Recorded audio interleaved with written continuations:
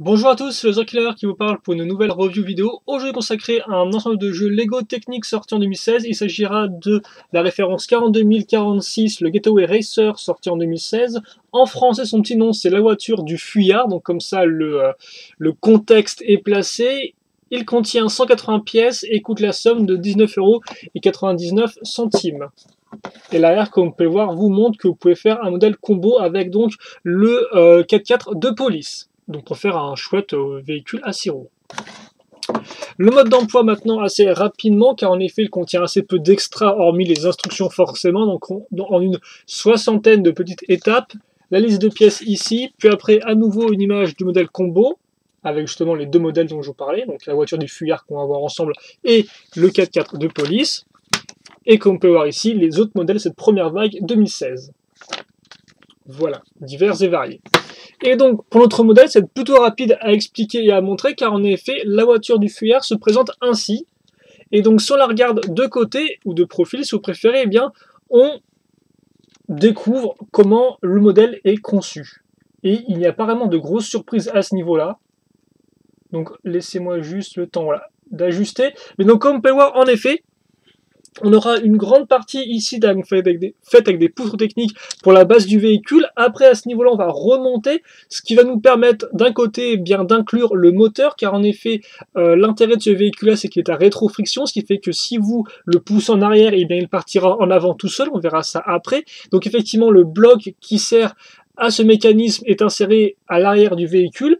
Et puis après, pour le reste, eh bien, on remonte pour faire le haut du véhicule ainsi que la vitre à l'avant, comme vous pouvez voir, assez fine, et vous noterez aussi la présence du volant à cet endroit-là. Mais hormis ça, et hormis les feux à l'arrière, il n'y a rien de plus à noter. Et c'est pareil pour l'avant. L'avant, effectivement, on aura donc la partie capot ici avec le moteur qui ressortira. On aura à ce niveau-là aussi les sortes, alors par exemple des pots échappants, bref, des pots qui ressortent sur les côtés. Et puis à l'avant, comme vous pouvez le voir, eh bien, vous aurez les feux ainsi que le pare-choc. Le tout monté sur une sorte de petit rectangle. Mais hormis ça, c'est donc au final, comme on peut le voir de profil, vous voyez complètement comment est faite la construction, et donc ça, on y reviendra un peu après. Forcément, pour faire notre véhicule, il va falloir quand même faire les portières ou les parties latérales, donc qui ressemblent à ceci, donc comme on peut voir, qui utilisent des pièces un peu plus spécifiques comme c'est pas le technique, donc aussi bien comme ça que comme ceci, donc sur le côté et en dessous. Voilà un peu à quoi ça ressemble de côté, là encore une construction ma foi assez simple. Et après, il n'y a plus qu'à mettre ça ici. Et donc effectivement, les pales techniques de ce format-là, vous en aurez 6 en tout dans le modèle. 2 utilisés pour chacun des côtés et 2 aussi pour le capot à l'avant. Et donc d'ailleurs, comme on peut voir en termes d'autocollants, vous en avez là aussi 6, si je ne dis pas de bêtises. 2 pour les côtés, 1 pour le capot, multiplié par 2. Et aussi, effectivement, 10 en tout, car vous en avez 4 pour les roues. Comme on parle des petits effets de flamme, ma foi assez classiques, mais qui contribuent quand même au côté hot-rod du véhicule. Forcément, qui dit véhicule de fuyard dit véhicule rapide, donc véhicule un peu tuné au niveau du moteur pour atteindre de grosses vitesses en assez peu de temps. Et donc justement, en parlant de vitesse, nous avons notre modèle terminé, et je vais vous montrer le petit mécanisme de rétrofriction très rapidement. Donc voilà. Donc en termes de dimension, on est dans du 19 cm de long, 9,5 de large et 6,5 de haut. Donc on a quand même un beau modèle en termes de taille, il fait une bonne petite taille je trouve personnellement. Forcément il roule, hein, du fait des roues comme ceci, et quand effectivement vous le reculez, vous entendez le petit cric qui s'enclenche, et quand je lâche le véhicule, il part tout seul, et il part d'ailleurs plutôt rapidement. Donc voilà pour le mécanisme de ce véhicule-là. Et comme je l'ai dit, au final, le volant certes est là, mais il ne contrôle pas du tout les roues, il est vraiment indépendant des roues. Et donc, eh bien, écoutez, je pense qu'on a fait le tour pour ce petit modèle-là. De toute façon, c'est une petite review, donc on va pas non plus trop en faire. On va peut-être, par contre, baisser un tout petit peu là pour que vous puissiez bien voir le véhicule comme ceci. On va aussi ajuster la caméra et on va faire donc un petit bilan rapide sur cette voiture du fuyard.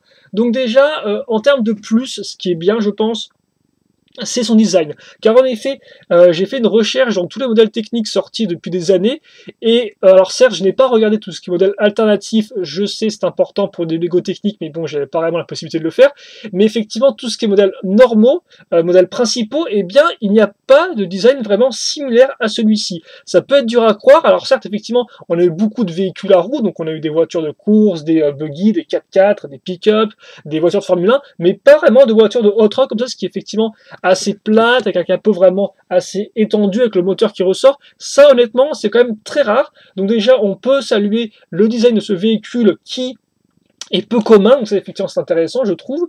Ça permet déjà de différencier le véhicule des autres véhicules à roues rapides. Et aussi, comme j'ai dit, il a quand même une bonne taille. Voilà. Par contre, après, en termes de moins, effectivement, et bien forcément déjà, le design tel quel a quelques trous, comme vous pouvez le voir ici et là, ce qui est des fois peut-être un peu embêtant. Il aime aussi un peu à l'arrière, je trouve. Par exemple, elle a pas avoir une belle pièce, je trouve ça un peu dommage. La pièce en L qui ressort sur la portière n'est pas aussi la chose la plus esthétique, je trouve. Et aussi, et comme vous avez pu vous en rendre compte, la construction est très simple. Il n'y a pas vraiment de technique de construction intéressante, c'est vraiment de la poutre sur la poutre avec des barres cruciforme ou circulaire, mais hormis ça, il n'y a pas de mécanisme ni rien, si vous voulez. Donc c'est vraiment très simple. Donc d'un côté, c'est un avantage parce on peut se dire que ça peut être intéressant en tant que premier modèle technique afin de découvrir un peu le système, car il y a apparemment, c'est pas très compliqué à construire, mais d'un autre côté, ça coûte quand même 20 €. Donc effectivement, est-ce que pour commencer dans du Lego technique, il ne vaudrait mieux pas dépenser moins, donc par exemple 10 € à peu près, dans l'avion? Donc ça, c'est effectivement à vous de voir ce que vous préférez faire. Mais voilà, effectivement, ce côté simple peut aussi être bien vu du côté premier modèle technique ou aussi mal vu du côté, bah voilà, ça coûte quand même 20 € et on pourrait s'attendre à un peu mieux. Mais forcément, ce qui fait les 20 €, c'est aussi la dimension du modèle ainsi que le module de rétrofriction. Voilà, donc après, c'est vraiment à vous de voir. Moi, personnellement, c'est vrai que pour cette construction-là, j'ai été un peu déçu, mais après, il est vrai quand même que le modèle rend bien et il est quand même assez unique. Donc ça dépend vraiment, au final, je pense, de ce que vous allez rechercher dans un modèle technique. Est-ce que vous allez avant tout rechercher un design original ou alors vraiment des techniques de construction nouvelles? Dans ce cas-là, ce sera pas vraiment le que je recommanderais, mais si vous êtes plus sur le design, et bien pourquoi pas vous laisser tenter par ma foi ce joli véhicule qui arrive à être différent des autres modèles Lego techniques sortis auparavant, c'est quand même pas une mince affaire. Donc voilà, je pense qu'on a fait le tour pour la voiture du fuyard. Donc voilà, moi je ne le recommanderais pas à 100%, ça dépend vraiment de ce que vous recherchez dans un modèle technique là encore. Donc je vous laisse maintenant avec ça et je pense, ou tout du moins j'espère que vous allez faire votre propre avis avec cette petite vidéo. En tout cas, nous on se quitte là-dessus. Si vous le avez des questions, des commentaires, bien sûr, n'hésitez pas à les poser. J'y répondrai avec grand plaisir comme d'habitude. Et puis nous, eh bien, on se retrouve très prochainement pour de nouvelles vidéos. Allez, salut à tous et à la prochaine. Salut, salut.